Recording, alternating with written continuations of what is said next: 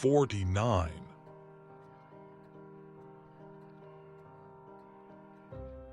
The children of the poor begin early to earn their bread.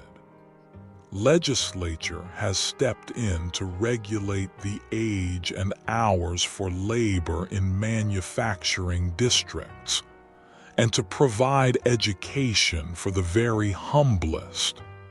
Jabez Clegg was not born in these blissful times, and he only narrowly escaped the common lot.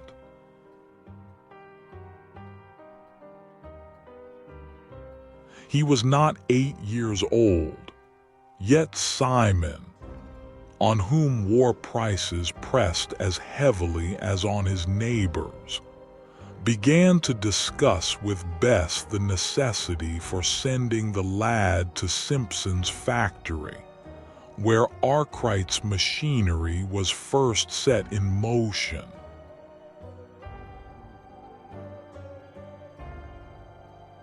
He mun go as soon as the new year taks a fair grip, decided Simon, and 1805 was at its last gasp as he said it.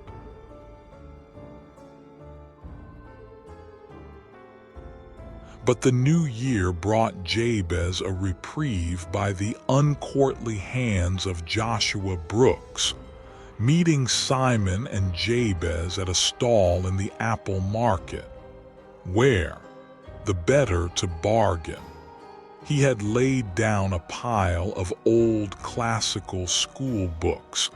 Joshua was a collector of these, which he retailed again to the boys at prices varying with his mood, or his estimate of the purchaser's pocket. He accosted the former.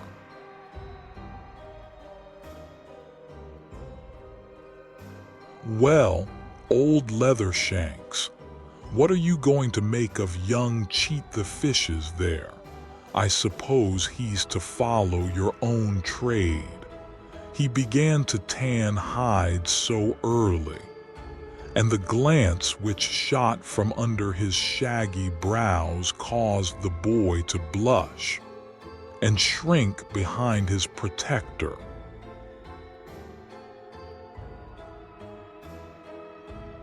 Simon's eyes twinkled, but he shook his head as he answered,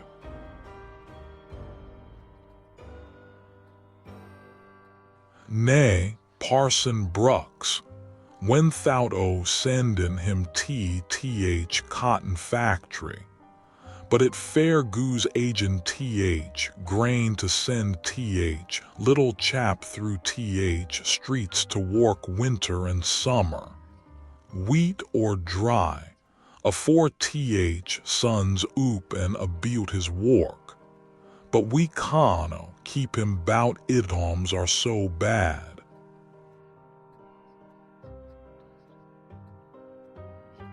A 50.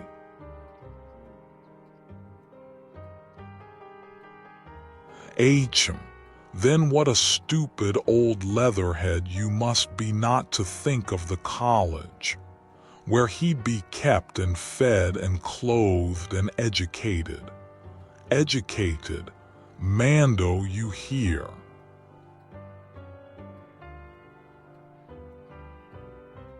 Simon heard, and his eyes again twinkled and winked at the new idea presented to him.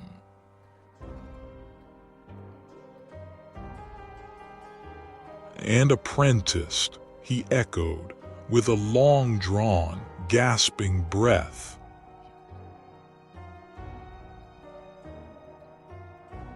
"Lie and apprenticed."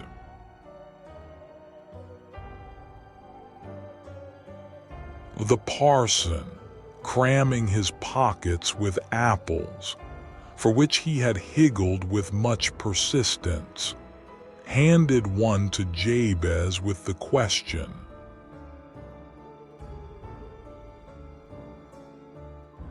"How would you like to be a college boy, Jabez, and wear a long blue coat, like that fellow yonder, pointing to a boy then crossing the market on an errand, and learn to write and cipher, as well as to read.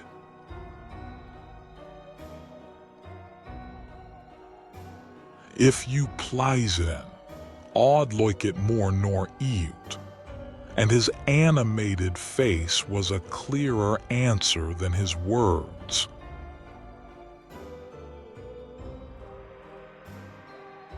Joshua then read the lad a brief homily to the effect that only good and honorable boys could find admission, winding up with,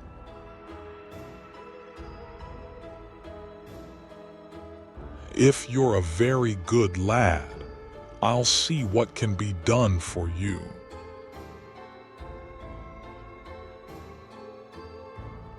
He interrupted thanks with,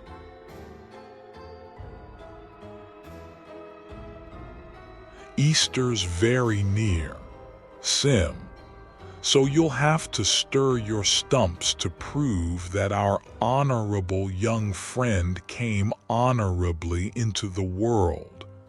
I'll get the forms and fill them up for you, and his baptismal register too."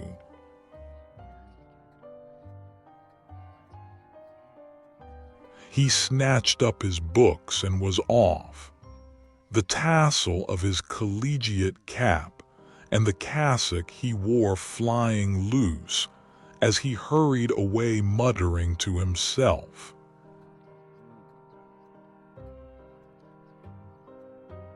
"What an old fool I am to bother about the lad. I dare say he'll turn round and sting me in the end, like the rest of the snakes I have warmed.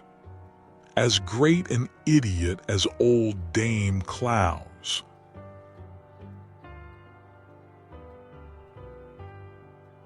Chetham's College, or hospital, is a long, low, ancient stone edifice, built on the rock above the mouth of the Irk, with two arms of unequal length, stretching towards church and town, and embracing a large quadrangle used as a playground, which has for its fourth and southern boundary a good, useful garden.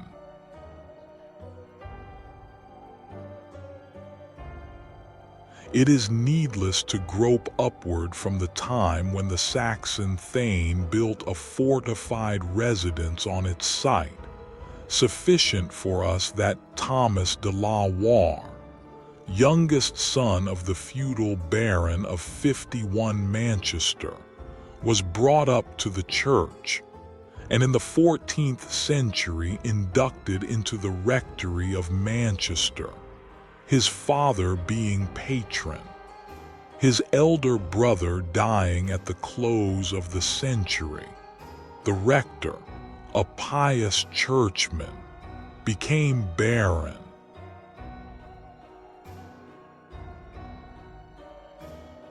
And then he put his power and wealth to sacerdotal uses.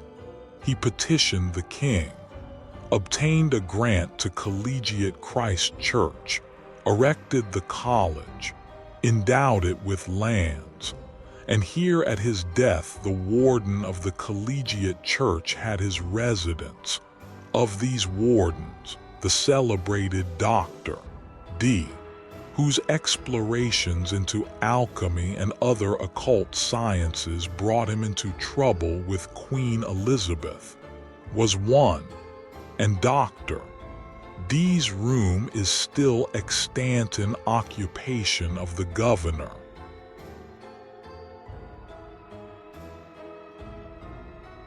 In 1580, at Crumpsall Hall, Humphrey Chetham was born, and he, a prosperous dealer in fustians, never marrying, at his own expense fed and clothed a number of poor boys, and, by his will, not only bequeathed a large sum of money to be expended in the foundation and endowment of a hospital for the maintenance, education, and apprenticing of 40 poor boys forever, but £1,000 to be expended in a library.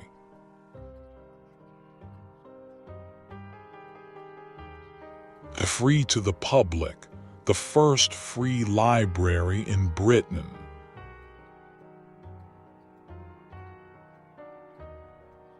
The estate was vested in fees, and with them lay the power alike to elect boys and officials from the townships of Manchester, Droylsden, Crumpsall, Bolton-le-Moors, and Turton. The boys were to be elected between the ages of 6 and 10, and were required to be of honest, industrious parents, and neither illegitimate nor diseased, and baptismal registers had to be produced. They had to be well maintained, well trained, and carefully apprenticed at 14.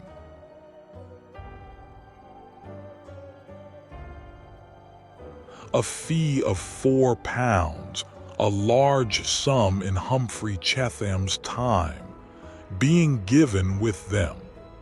The church wardens and overseers were to prepare lists of boys, doubling the number of vacancies, stating their respective claims, which lists they had to sign.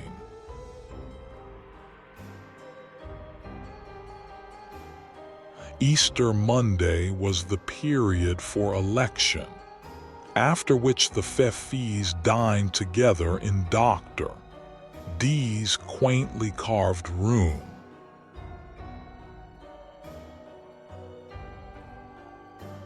Joshua Brooks was as good as his word.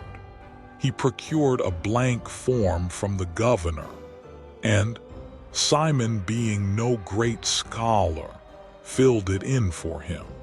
He found him the baptismal register without charging the regulation shilling, got the name of Jabez inserted in the churchwarden's list, and such influence as he had with the fees he exerted to the utmost. For the case was one involving doubt and difficulty.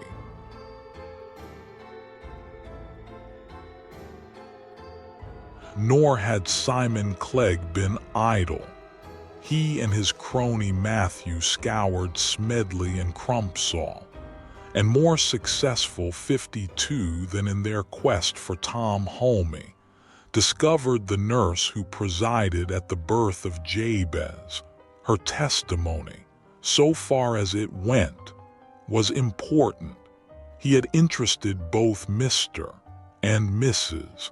Clough in the election of the foundling, and where the influence of the gentleman failed, that of the lady prevailed, so that when the important Easter Monday arrived,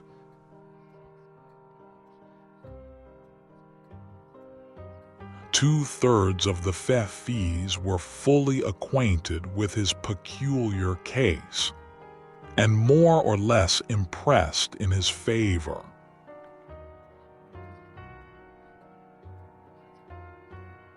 It was on the 18th of April, bright, sunny, joyous, compared with its present proportions.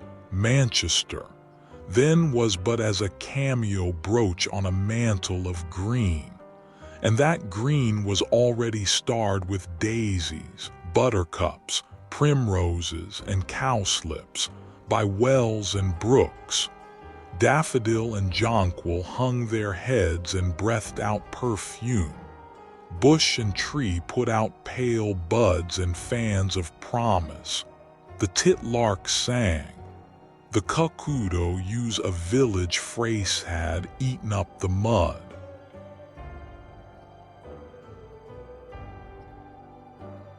And the town was alive with holiday-makers from all the country round about.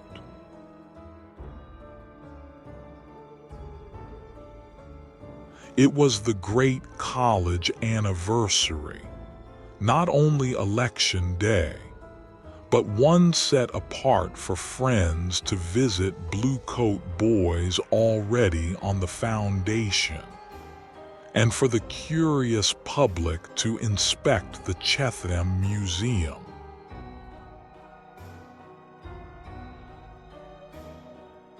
The main entrance in Millgate, said to be arched with the jawbone of a whale, and the smaller gate on Hunt's Bank, were both thrown open. A stream of people of all grades, in festival array, poured in and out, and college cap and gown seemed to be ubiquitous.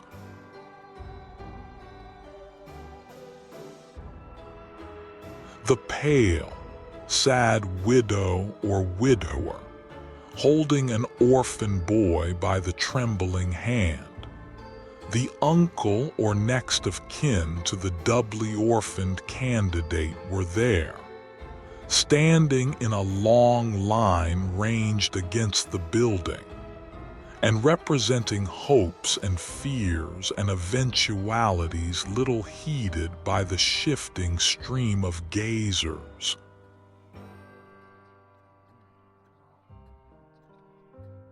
For the previous week, Mrs. Clowes and her assistants had been working night and day. Her shop was in a stage of siege. Every boy and every boy's friend seemed to have pocket money to spend, and to want to spend it over her counter.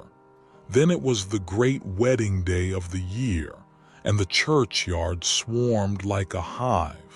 From every one of the many public houses round college and church, music and mirth, clattering feet, and loud-voiced laughter issued. The apple tree, the pack horse,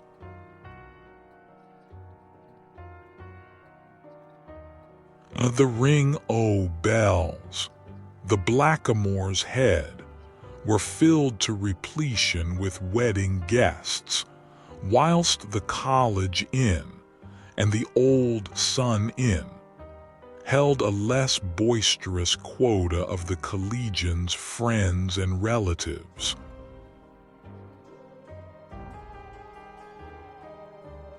A 53.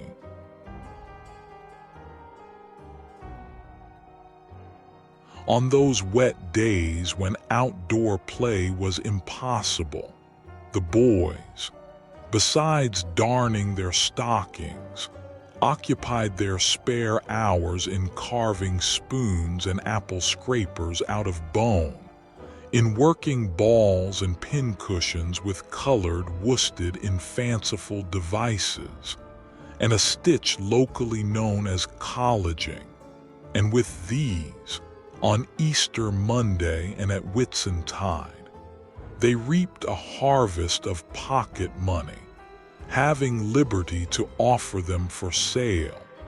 And when it is remembered that our notable female ancestors,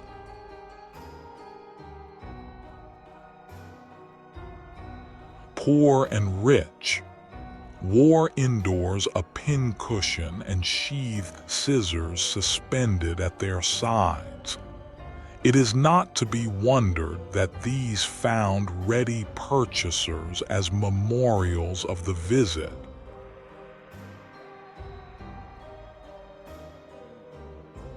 But in that college yard were anxious and expectant as well as buoyant faces, and there in that line, waiting to be called when their turn came, stood Jabez between Simon Clegg and Bess, with Matthew and the nurse on either hand, and ever and anon their eyes went up to the oriel window which faced the main entrance, For in the room it lighted the arbiters of the boy's destiny sat in judgment on some other orphan's claim. At length the summons came for Jabez Clegg.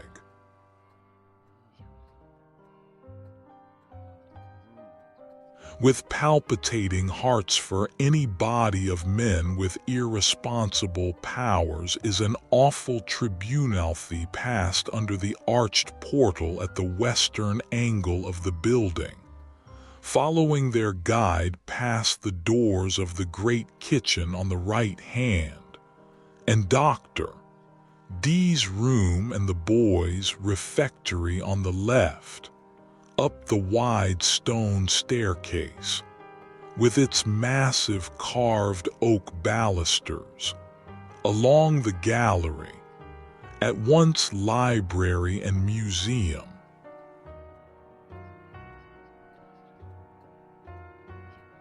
where gaping holiday folk followed a blue-coat cicerone past shelves and glass cases, and compartments separated for readers, quiet study by carven bookshelf screens, hearing but heeding little of the paratrol the boys checked off.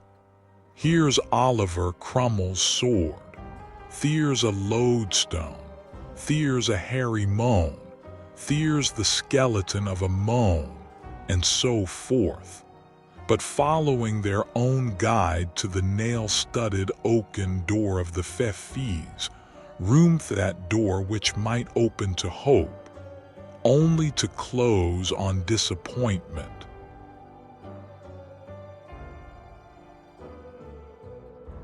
The Fefis room no the reading room of the library serves more than a passing notice. It is a large, square, antique chamber, with a deeply recessed oriel window opposite the door, containing a table and seats for readers. There are carved oak buffets of ancient date, ponderous chairs, and still more ponderous tables, one of which is said to contain as 54 many pieces as there are days in the year. Dingy-looking portraits of eminent Lancashire divines stare at you from the walls.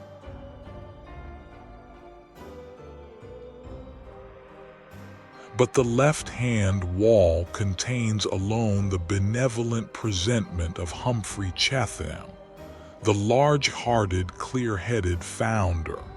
Its place is over the wide chimney-piece, which holds an ample grate, and on either hand it is flanked by the carved effigy of a bird, the one a pelican feeding its young brood with its own blood, the other a cock, which is said, and truly, to crow when it smells roast beef.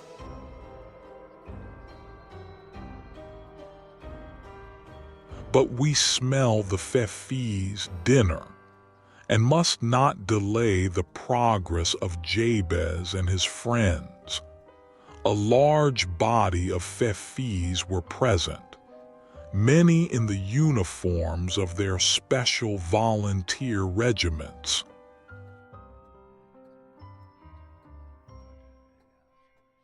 So this is the little fellow who was picked up asleep in a cradle during the flood of August, 1799, observed rather than inquired one of the gentlemen, who appeared as spokesman.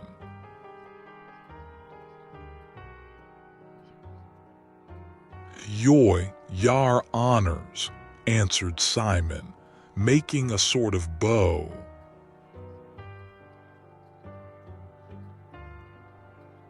Who can bear witness to that?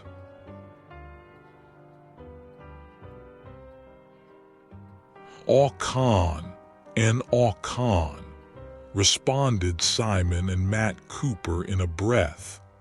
It were us as got him out o th waiter.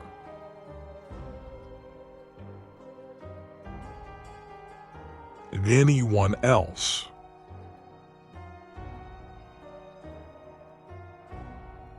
Bessie stepped forward modestly.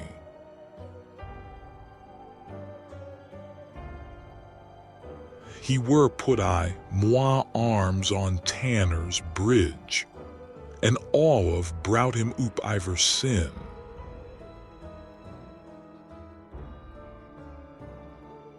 Have you never sought for his parents?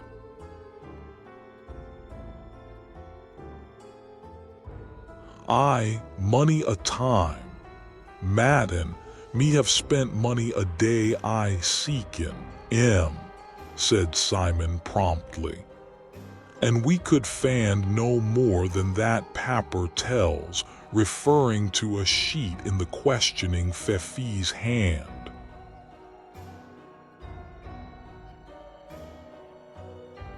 Then how do you date the boy's age with such precision?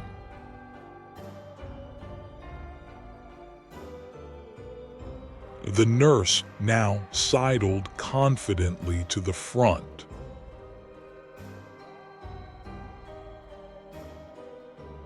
If it please your honor's worship, all were called to stiff-backed Nan's doubter in the last pinch, when who were like to die, and that little chap were born afore all left, and that were o.th 5th o' May, 1799, aw know it, fur aw broke me arm th very next day.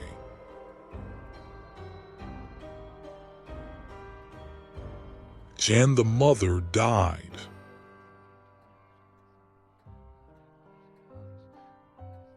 Yea, afore the week were out.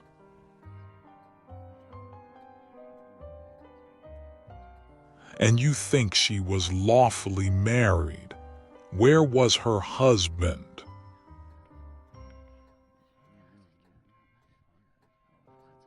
Aye, that's it. Who had a guinea gold wedding ring on?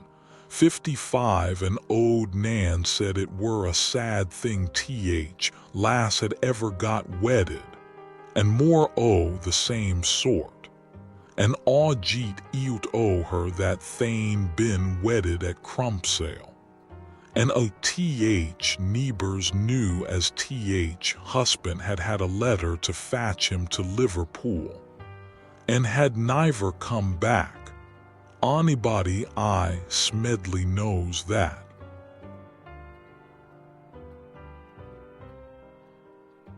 And you think they were honest, industrious people.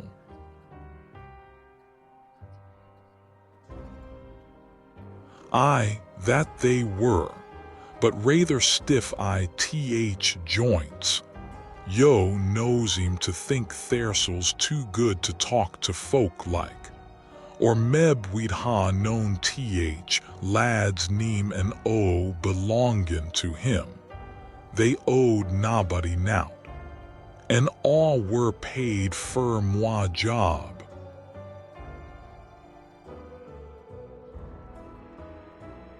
Jabez was called forward and examined, and he came pretty well out of the fire.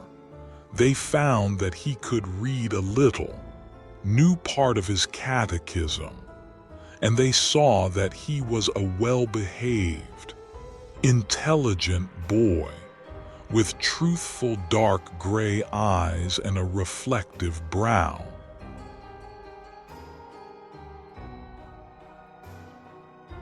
There was a long and animated discussion, during which the boy and his friends were bidden to retire. It was contended that the marriage of the boy's parents was not proven, that his very name was dubious, and that the founder's will was specific on that head.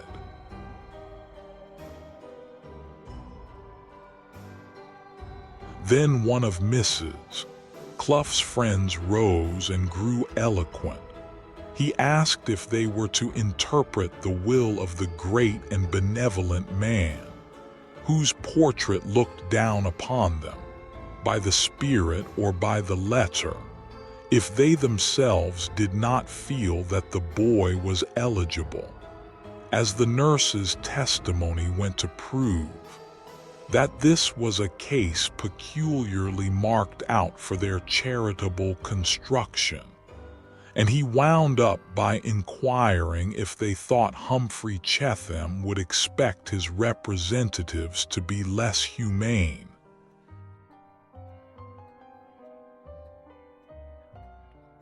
less charitable, less conscientious in dealing with a bounty not their own, than that poor struggling, hard-working tanner and his daughter, who had maintained and cherished the orphan in spite of cruelly hard times, and still more cruel slander. And then he told, as an episode, what Sally Cooper had confessed, and how and why Bess had lost her lover.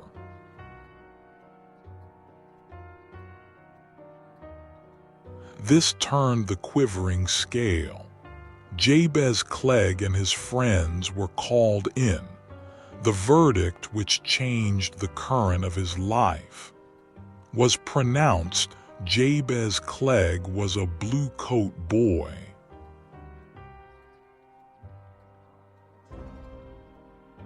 Before the night was out, while the floodgates of all their hearts were open, Matthew Cooper, though nearly 20 years her senior, asked Bess to be his wife.